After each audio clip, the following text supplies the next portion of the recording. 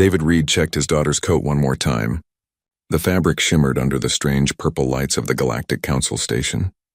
Lucy smiled up at him, her missing front tooth making her look even younger than her 8 years. "Dad, I'm fine," she said, pulling away gently. "You checked it 3 times already." Around them, beings from dozens of worlds moved through the corridor. Some walked on 2 legs like humans.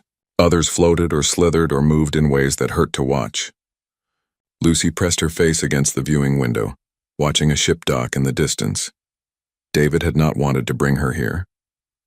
The Council station orbited a planet called Haven, far from Earth. But his wife was away on Mars for work, and the school break meant Lucy had nowhere else to go. The diplomatic reception was supposed to be safe.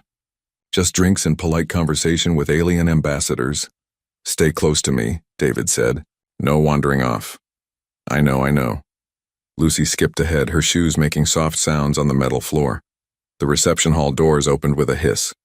Inside, the room stretched up toward a domed ceiling that showed the stars outside. Floating platforms held food and drinks from different worlds. Some of the food moved on its own. Lucy stopped and stared. Ambassador Toril stood near the entrance. His scales were dark green and his eyes were yellow with black slits. He came from a planet called Scalos, where everyone looked like walking reptiles. When he saw David, his mouth opened to show many sharp teeth. David had learned this was a smile. "Ambassador Reed," Toril said. His voice sounded like rocks grinding together. "You brought your offspring. My daughter Lucy." David put his hand on her shoulder. "I hope that's acceptable. Offspring are rare at these events." Toril looked down at Lucy. "Human children are small." "I'm not that small," Lucy said. "I'm tall for my age." Toril's eyes widened slightly. David knew that surprised look. Most species did not let their children speak to adults so freely. But Lucy had never been shy. Ambassador Nira approached from the left. She was tall and thin, with 4 arms and eyes that looked like purple gemstones. Her species came from a place called Hive Cluster 7. They all thought together, somehow sharing their minds. "The human has brought a juvenile," Nira said. Her voice sounded like several people talking at once. "How unusual." Lucy wanted to see the station, David explained. "We do not bring our young to diplomatic functions," Nira said. "They are kept in the nursery chambers until they are fully developed." Lucy tugged on David's sleeve. "What's a nursery chamber?" "I'll explain later," David whispered. The room filled with more ambassadors. David recognized some from previous meetings. Others were new to him. They all kept glancing at Lucy. Human children were still strange to most of the galaxy. Humans had only joined the Galactic Council 5 years ago. Many species still did not understand them. A loud chime rang through the hall. Everyone stopped talking. A hologram appeared in the center of the room. It showed a creature made of light, the Council's spokesperson. "Honored guests," the hologram said. "Tonight we gathered to discuss peace with the Starfire dragons." Whispers spread through the crowd. David felt his chest tighten. The dragons. He had read about them in the briefing files. Ancient beings who controlled 3 entire sectors of space. They had destroyed ships, ignored all attempts at contact, and killed anyone who entered their territory without permission. The dragons were invited to this reception. The hologram continued. "We do not expect them to attend. But the invitation shows our commitment to peace." Toril moved closer to David. "This is foolish," he said quietly. "The dragons cannot be reasoned with. They are monsters. Have you ever met one?" Lucy asked. Toril looked down at her. "No one has met one and lived to speak of it. Not in 500 years. Then how do you know they're monsters?" Lucy tilted her head. David squeezed her shoulder. "Lucy, not now." Nira's 4 arms crossed over her chest. The child asked dangerous questions. "The dragons destroyed a council fleet 2 months ago. 12 ships, 3,000 lives. They entered dragon territory without permission," another ambassador said. "The rules were clear. There should be no territory that is forbidden," Toril argued. "The galaxy belongs to all species." The debate continued. David had heard it all before. The Galactic Council was divided. Some wanted to make peace with the dragons. Others wanted to build weapons strong enough to challenge them. A few wanted to simply avoid dragon space forever. Lucy wandered toward the food platforms. David followed, keeping her in sight. She pointed at something that looked like blue jelly but moved like it was breathing. "Can I try that?" "Absolutely not," she laughed and moved to the next platform. David relaxed slightly. Maybe this would be a normal, boring evening after all. They would stay for an hour, make polite conversation, and then return to their quarters. The temperature in the room suddenly increased. David felt sweat on his forehead. Other ambassadors noticed too. They looked around, confused. Then the air in the center of the hall began to shimmer. David's blood went cold. He grabbed Lucy's hand. "Get behind me now," but Lucy did not move. She stared at the shimmering air with wide eyes. "Dad," she whispered, "something's coming." The shimmer grew brighter. Lucy squeezed her father's hand but did not look away. Around the hall, ambassadors backed toward the walls. Some ran for the exits. Others stood frozen in place. Security Chief Kren barked orders into his communicator. He was built like a bear, covered in gray fur. His species came from a heavy gravity world, and he was strong enough to bend metal. But even he looked scared. "All guests move to the safe zones," Kren shouted. "Activate emergency barriers." Blue energy fields appeared throughout the room, creating protective walls. David pulled Lucy behind one. Through the transparent barrier, they could still see the center of the hall. The shimmer exploded into flame. But the flame did not burn anything. It simply hung in the air, twisting and turning. Then it began to take shape. First came the head. It was enormous, the size of a small vehicle. Scales covered it, each one looking like a piece of metal that had been heated until it glowed. 2 horns curved back from the skull. Eyes opened, burning orange like small suns. The neck followed, long and powerful. Then the body materialized, 40 feet from nose to tail. 4 legs ended in claws that could tear through steel. Wings folded against the creature's back, each one marked with patterns that looked like flowing lava. A starfire dragon stood in the reception hall. The room was completely silent. Even the ambassadors who had been shouting stopped making any sound. Lucy pressed against the barrier, her nose almost touching it. "It's beautiful," she whispered. David could not speak. He had seen pictures of dragons in the files, but they had not prepared him for this. The creature radiated heat that made the air ripple. Power rolled off it in waves that David could feel in his bones. The dragon's head turned slowly, taking in the room. Its eyes passed over the hiding ambassadors. Some of them made small sounds of fear. Then the dragon spoke. Its voice was deep, like thunder rolling across mountains. The translator devices everyone wore crackled to life. "I am Ember," the dragon said, "matriarch of the Starfire clan. I accept your invitation." Toral stood behind a barrier near the back. His whole body shook. "Impossible," he said. "They never respond. They never come." Nira's 4 arms wrapped around herself. "We should not have invited them. This is a mistake." Ember's head turned toward where they spoke. Her eyes narrowed. "You invite me, then call it a mistake? Your species confuses me." Kren stepped forward, though he stayed behind his barrier. "Great Ember, we are honored by your presence. We did not expect— You invited me expecting I would not come." Ember's tail swished back and forth. "Every species in this room wanted to appear peaceful while hoping I would stay away. I can smell your fear." Lucy pulled away from her father. Before David could grab her, she ducked under the barrier. It was set too high, meant to stop adults. She slipped through easily. "Lucy, no!" David reached for her, but the barrier blocked him. He slammed his fists against it. "Lucy, get back here." She did not listen. She walked toward the dragon, her small shoes clicking on the floor. Every eye in the room watched her. Several ambassadors gasped. Toral covered his eyes with his clawed hands. Ember lowered her massive head. Her burning eyes focused on the small human child walking toward her. Smoke drifted from her nostrils. "Child," Ember said, "you are not afraid." Lucy stopped a few feet away. She had to tilt her head all the way back to look at the dragon's face. "Should I be? Every other creature here fears me." "They don't know you," Lucy said simply. "I don't know you either, but you're really pretty. Your scales look like my mom's necklace when the sun hits it."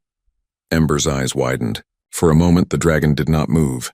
Then she lowered her head even more, bringing it down to Lucy's level. Lucy could have reached out and touched it. "Pretty," Ember repeated.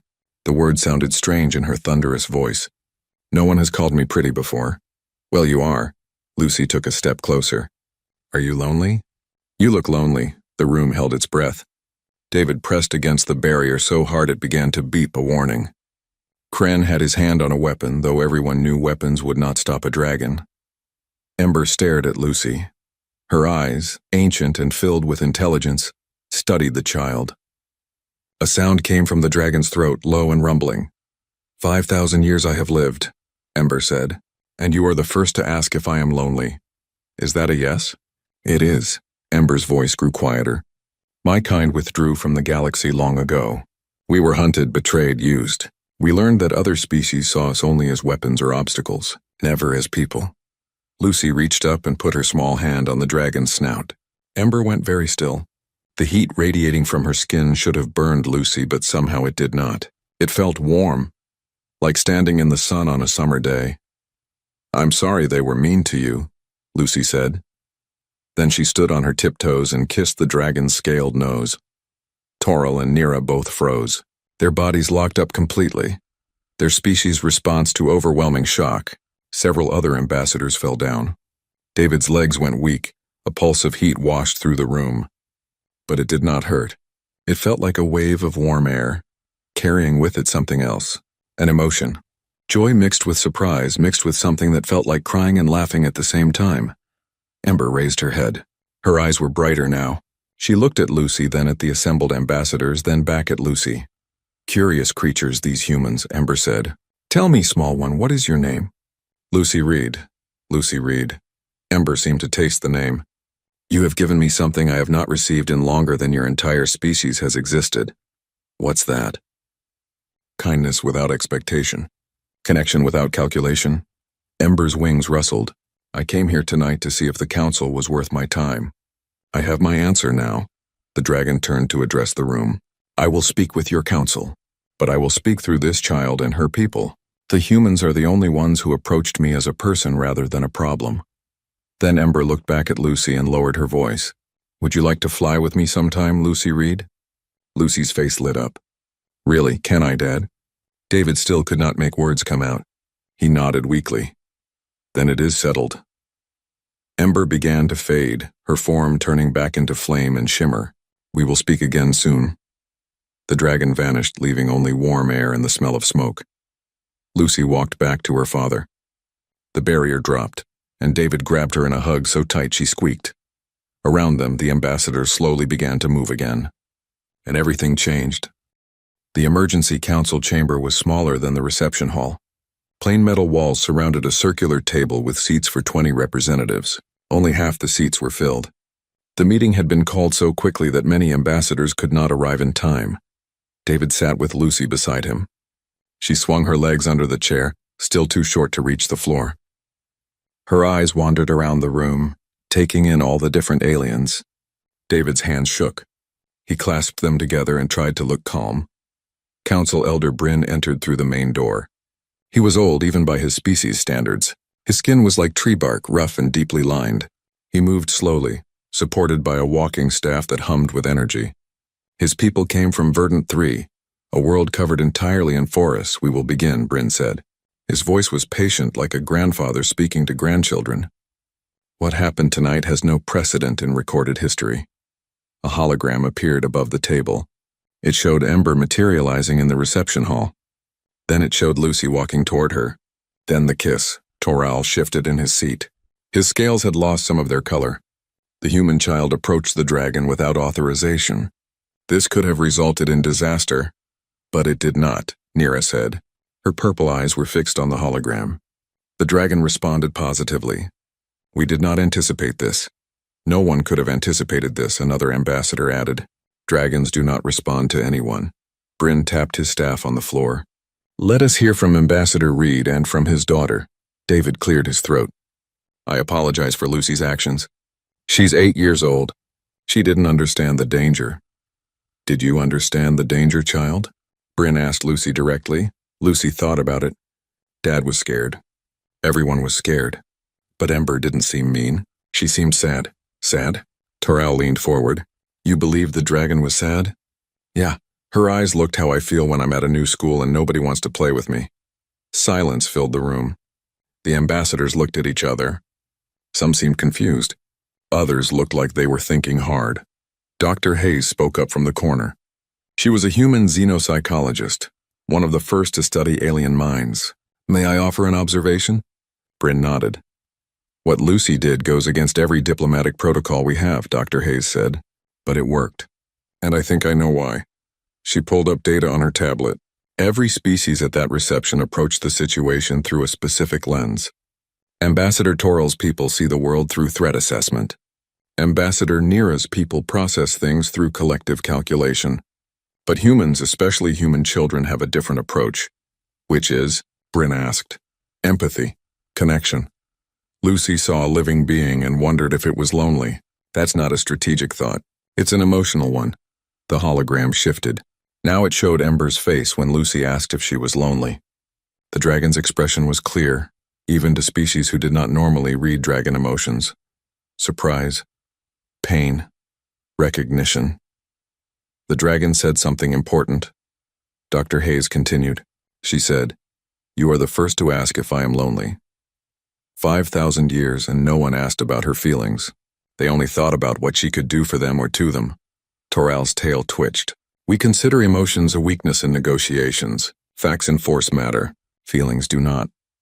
And that's why your species never made contact with the dragons, Dr. Hayes said gently. You were trying to negotiate with beings who read emotional intent. A new hologram appeared. This time it showed Ember clearly, hovering in the air. Her voice filled the chamber. I have been listening to your discussion, Ember said. Your technology allows me to observe from my ship. I wish to clarify some things. Every ambassador sat up straighter. Bryn bowed his head. Great Ember, we are honored. My kind withdrew from galactic affairs centuries ago, Ember began. It was not because we are monsters, as some of you believe. It was because every species we met wanted something from us. Our fire to power their weapons, our strength to fight their wars, our territory for their expansion. We were never seen as people. We were tools or obstacles. Lucy raised her hand like she was in school. Ember's eyes found her in the hologram. Yes, Lucy Reed? Why didn't you just tell everyone that? We tried. Many times. But when we spoke of feelings, other species dismissed us. They said we were being irrational. When we set boundaries, they called us aggressive. When we defended ourselves, they called us monsters. Ember's wings spread in the hologram. So we stopped trying. We closed our borders and let the galaxy forget us. But you came tonight, Bryn said. Why? Curiosity. The humans are new to the council. I wanted to see what made them different. And I found my answer. Ember's gaze returned to Lucy. This child approached me without fear, without greed, without any goal, except connection. She asked if I was lonely. Do you understand how powerful that is? Nira's forearms moved in a gesture of confusion, but it was just a question. It was recognition, Ember said. She saw me as a person who could feel lonely, not as a creature to be feared or used, simply as someone who might need a friend. The hologram showed Lucy kissing Ember's nose again. This time the playback was slowed down. Everyone could see the moment when Ember's eyes changed, when something ancient and tired suddenly looked young again. The kiss was affection, Dr. Hayes said quietly. Pure, uncomplicated affection, given freely with no expectation of return. Most species don't do that. Most species calculate the cost and benefit of every interaction. My people share thoughts, Nira said slowly. We do not understand being alone. We cannot feel loneliness because we are never alone. My people value strength above all, Toral added. We do not show weakness. Admitting loneliness would be shameful. And that, Ember said, is why your peoples could never reach us. You cannot connect with someone if you cannot understand their pain. Bryn leaned on his staff. What do you propose, Great Ember? The humans understand something other species have forgotten or never learned. They lead with their hearts. They see individuals, not just categories. Ember's form grew brighter in the hologram. I propose an alliance between my people and humanity. We will open our borders to humans. We will share knowledge and space. And through humanity, we will reconnect with the Galactic Council. The room erupted. Ambassadors spoke over each other. Some protested. Others asked questions. Toral stood up, his voice cutting through the noise. This gives humans an unfair advantage. They will have access to dragon technology, dragon space, dragon protection. Yes, Ember said simply. They will, because they earned it by being kind. Lucy tugged on her father's sleeve. Dad, what's everyone so mad about? David looked at his daughter. 8 years old, missing a tooth, wearing a coat that was getting too small for her. She had just changed the entire balance of galactic power by offering friendship to someone who looked lonely. They're not mad, sweetie, David said. They're just surprised. Because I was nice? Because nice matters more than they thought it did. Ember's hologram smiled, showing rows of sharp teeth. The child understands. Perhaps the rest of you will learn. The meeting continued late into the night. But the outcome was already decided. The impossible had happened.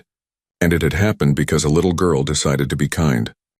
3 days later, David and Lucy stood on the landing platform of a human transport ship. Through the windows, they could see a planet unlike anything Earth had ever discovered. Pyros, the dragon homeworld. Islands floated in the sky, held up by forces that human scientists did not understand yet. Rivers of lava flowed between them, but the lava moved upward sometimes, defying gravity. Crystal formations grew from the floating rocks, each one glowing with internal light. The sky was orange and gold, lit by a sun that burned hotter than Sol. "It's like a dream," Lucy whispered. Captain Rose stood beside them. She was older than David, her hair gray at the temples. She had served in Earth's Space Navy for 30 years and had seen many worlds. But even she looked amazed. "Readings say the atmosphere should be toxic," Rose said, checking her tablet. "But it's breathable. The temperature should cook us, but it feels pleasant. This planet shouldn't exist by our physics." "Dragon physics are different," Ember's voice said from behind them. They turned.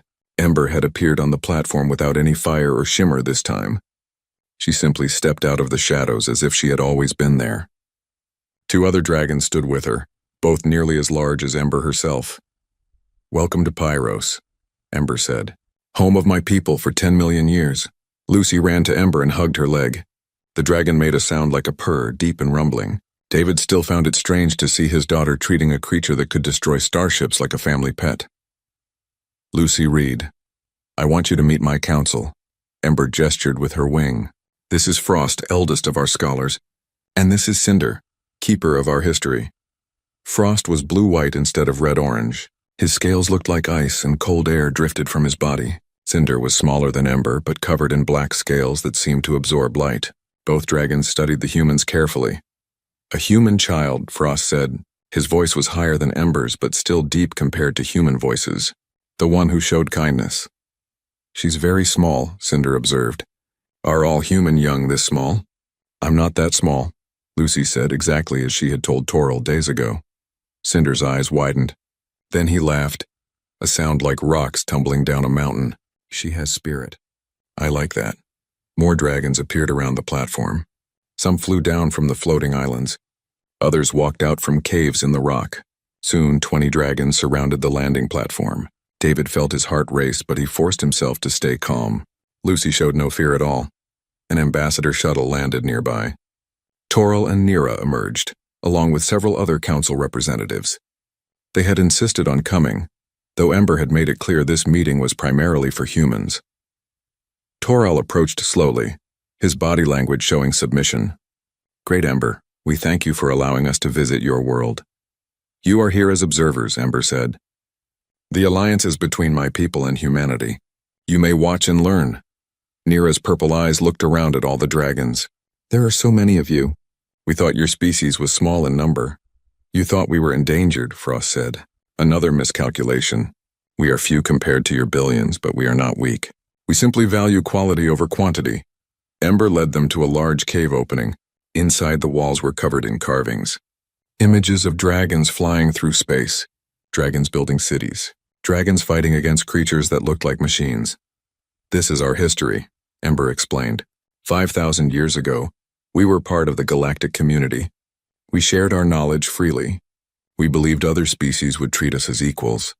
The carvings showed dragons working alongside other aliens. Then they showed battles. Dragons being captured.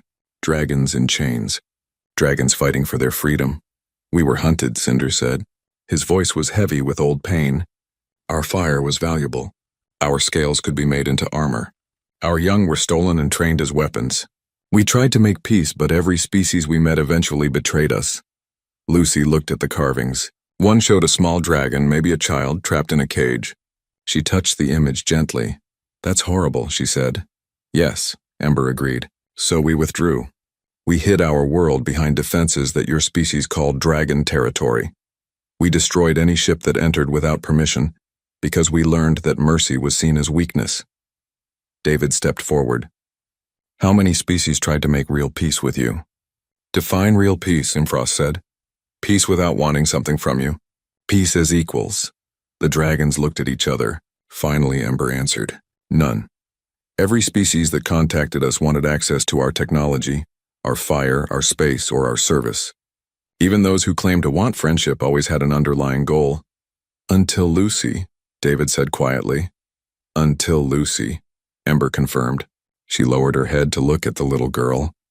When she approached me, I read her intent. It is something all dragons can do. We sense the truth behind words. Every emotion, every hidden thought, every secret desire. That must be useful in negotiations, Toral said. It is a curse in most cases, Ember replied. Because we always know when others lie. We always feel their greed, their fear, their plans to use us. Do you know how exhausting it is to meet someone new and instantly know they see you as a tool? Nira's forearms moved in a thinking gesture. But you could not sense deception in the human child. I sensed something much better, Ember said. I sensed genuine curiosity, authentic compassion. When she asked if I was lonely, she truly wanted to know. When she called me pretty, she meant it. When she kissed me, it was pure affection with no expectation of anything in return. Frost moved closer to David. Your species is young. You have been in space for less than a century. You have not yet learned to hide your hearts behind walls of calculation. Some of us have, David admitted. We have politicians and business people who think like other species. They calculate costs and benefits. But you also have people like Lucy, Cinder said. People who lead with emotion. Who see beings instead of opportunities. That is rare in the galaxy. Ember spread her wings. Come, I want to show you something. They followed her through the cave and out the other side. What they saw made everyone stop. A city stretched before them, built on and between the floating islands. Buildings made of crystal and metal rose toward the sky. Dragons flew between them, some carrying things, others simply enjoying flight. Young dragons played in the air, chasing each other and breathing small bursts of fire. This is our capital, Ember said. No other species has seen it in 500 years. You see it now because of trust. Trust that was earned by a child's kindness. Lucy grabbed her father's hand. Dad, can I come back here? Can I visit Ember and play with the young dragons? Before David could answer, Ember spoke. Yes, you will always be welcome here, Lucy Reed, you and your people. Because you showed us something we had forgotten. What's that? Lucy asked. That connection is still possible. That there are still beings in the galaxy capable of seeing us as friends instead of tools. Ember's eyes swept across the assembled group. Humanity will be our bridge back to the galaxy. Through you, we will try again to make peace with other species. But this time we will do it on our terms. Toral bowed his head. What are your terms? Respect, recognition, and the understanding that we will never be controlled or used again. Ember's voice grew harder. Any species that wishes to access dragon space or dragon knowledge must go through humanity first, and humanity will judge whether those species are ready. The weight of those words settled on everyone. David realized what had just happened. Humanity had become the most powerful species in the galaxy, not through weapons or conquest, but through an 8-year-old girl being kind. That's a lot of responsibility, Captain Rose said. Yes, Ember agreed. Can your species handle it? David looked at Lucy, who was waving at a young dragon flying past. He thought about humanity's history, both the good and the bad. Then he looked back at Ember. We'll try our best, he said. We'll make mistakes. But we'll try. Ember's eyes glowed brighter. That is all we ask. Because trying with an honest heart is more than anyone else has offered us in 5,000 years. The Dragon Council chamber was carved from a single massive crystal. 5 ancient dragons sat in a circle, their bodies radiating different colors of heat. Ember sat in the center, her red-orange glow mixing with the others. David, Lucy, and the ambassador delegation stood in the middle, surrounded by creatures that had existed for thousands of years. Lucy held her father's hand tightly. Even she seemed to understand this was important. The eldest dragon spoke first.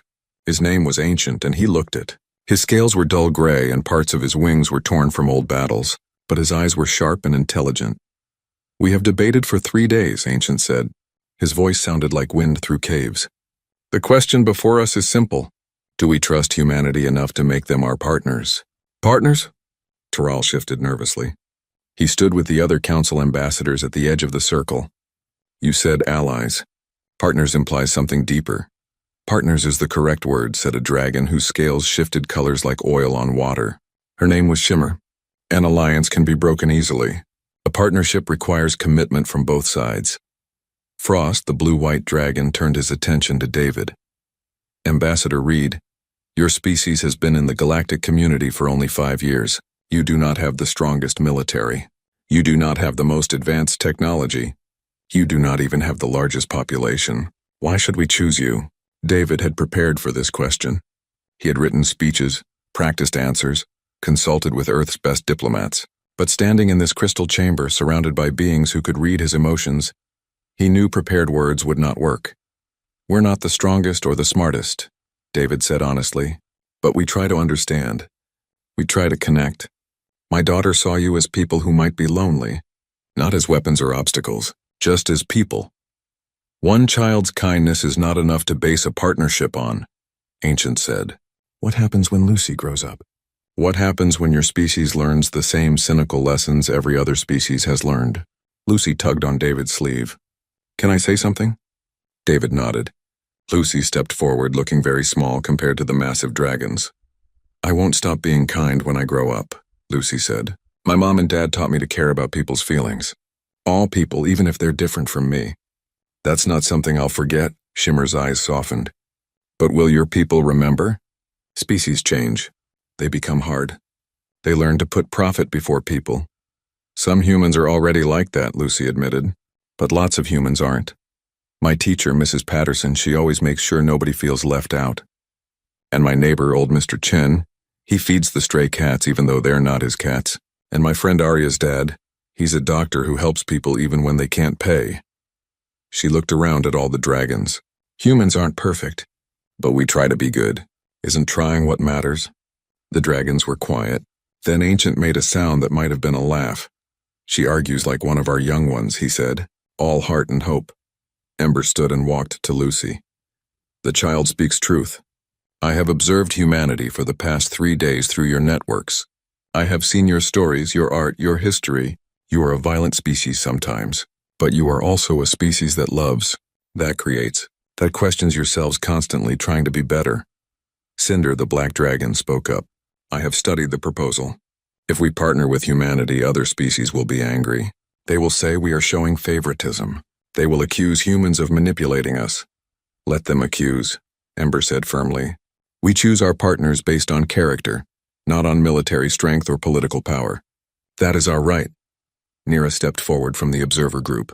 Her forearms were held in a gesture of respect. Great dragons, may I speak? Ancient nodded permission. My people have been analyzing the past 3 days, Nira said. We share thoughts across our entire species. We have been discussing what happened at the reception, and we have reached a conclusion. She paused. We were wrong. Terrell's scales rippled with surprise. Admission of error was not common in galactic politics. We approached you as a problem to solve, Nira continued. We calculated risks and benefits. We never once considered how you might feel. The humans did what we could not. They saw you as individuals with emotions. This is a skill we lack. Toril stepped forward as well. My people value strength. We saw you as either threats or potential allies in war.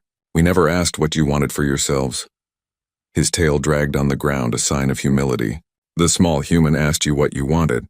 That is a question we should have asked 500 years ago. Ancient looked at both ambassadors with interest. You admit your failures? We must, Nira said.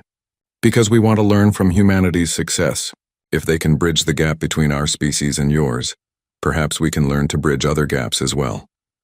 Shimmer's scales swirled with colors. This is unexpected. Other species are willing to learn. Some of us are, Terrell said. Others will resist. But change must start somewhere. Ember looked at David. What do you think of this, Ambassador Reed? Other species want to learn from you. That is a burden, David thought carefully. It's only a burden if we try to do it alone. Maybe the partnership shouldn't be just between dragons and humans. Maybe it should include everyone who's willing to approach things differently.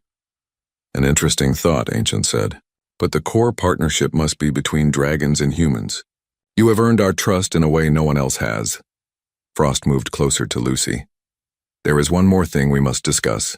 A proposal from Ember that the council has debated extensively. What proposal? David asked. Ember lowered her head to Lucy's level. I wish to offer Lucy Reed the position of first friend. It is an old title from our history, from before we withdrew from the galaxy. A first friend is a diplomat but also family. They live part of their time with us, learning our ways, representing our interests. In return, we teach them our knowledge and protect them as our own. David's chest tightened. You want Lucy to live here? She's 8 years old. Not permanently, Ember clarified. Perhaps a few months each year. With your permission, of course. She would attend school on Earth but spend her breaks here, learning, growing, helping us reconnect with the galaxy. Lucy's eyes went wide. I could really do that? I could learn from the dragons? If your parents allow it, Ancient said. The role is not without danger. Many species will not like humanity's special position. Some may target a child to show their displeasure. We would protect her with our lives, Ember said quickly.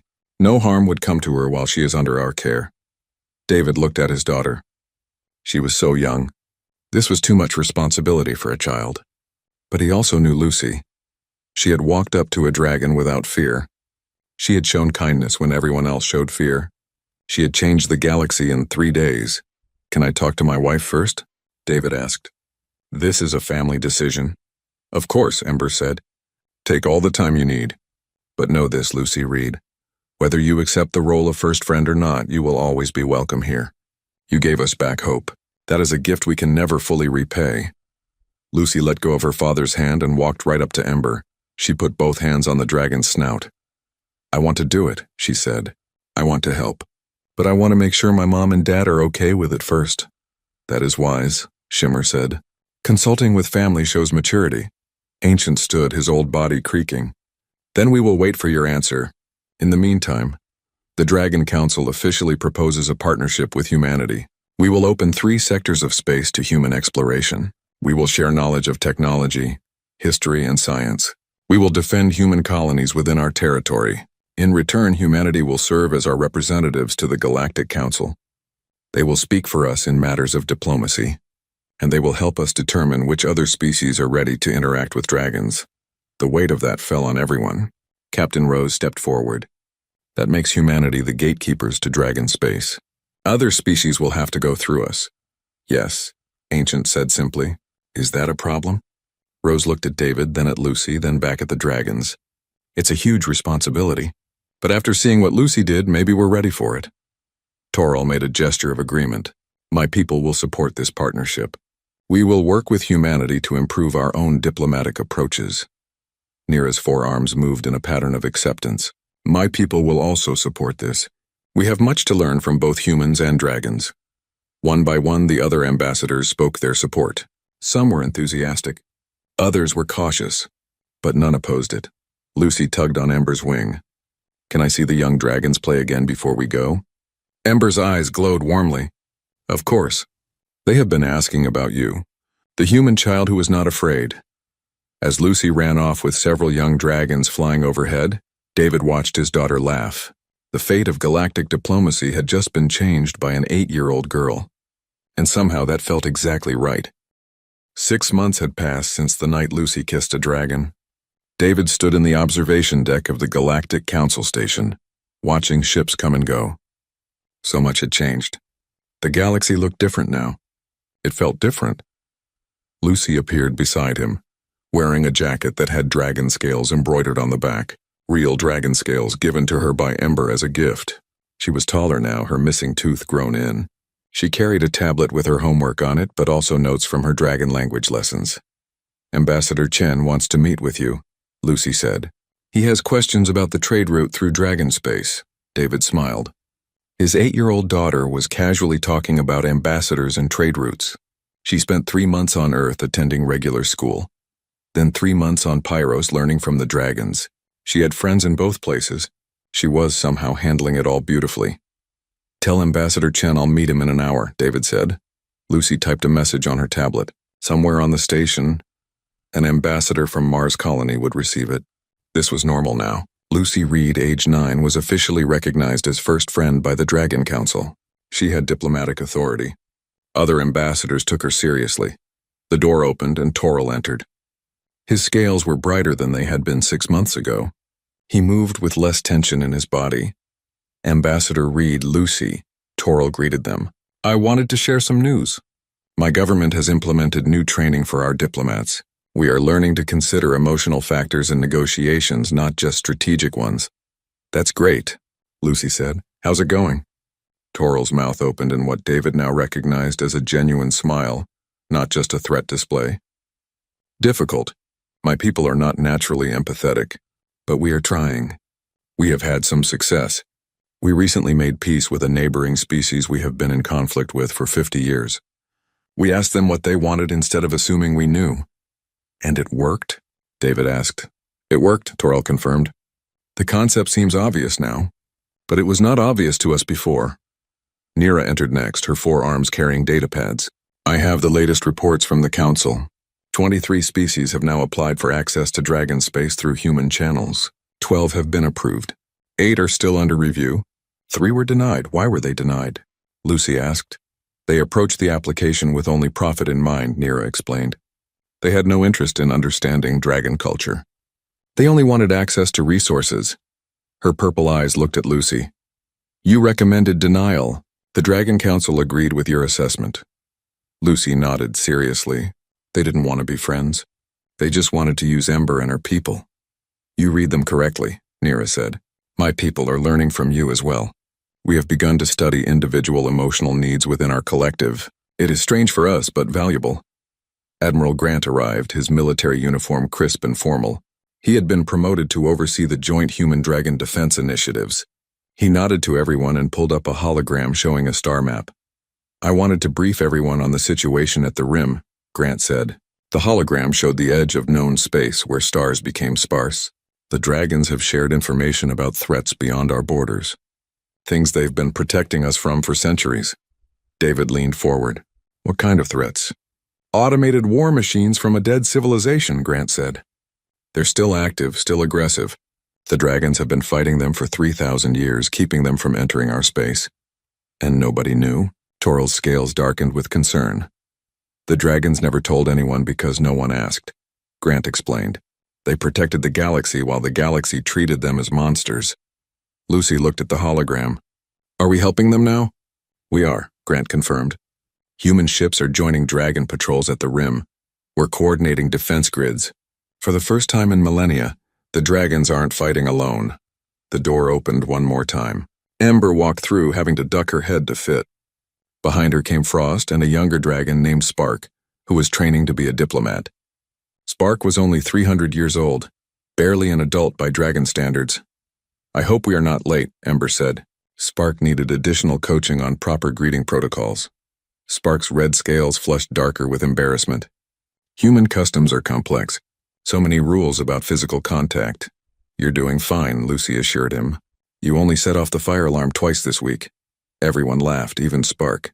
The young dragon had become a regular presence on the council station. He was the first dragon to live among other species in 5 centuries. It was not always smooth, but he was trying. Ember looked around the room. This is what I had hoped for. Dragons and other species working together, learning from each other. It took 5,000 years, but we are here now. Because of Lucy, David said. Because of kindness, Ember corrected. Lucy showed it first, but others have learned to show it too. Ambassador Toril, you have changed significantly. Toril bowed his head. I am trying to see the galaxy through new eyes. It is not easy for my people, but it is necessary. A young human woman entered carrying coffee for David. Her name was Sarah, and she was David's assistant. She had been studying dragon culture intensively, and could now speak 3 dragon dialects. The morning briefing is ready, Sarah said. We have requests from 4 more species wanting to establish embassies on Pyros.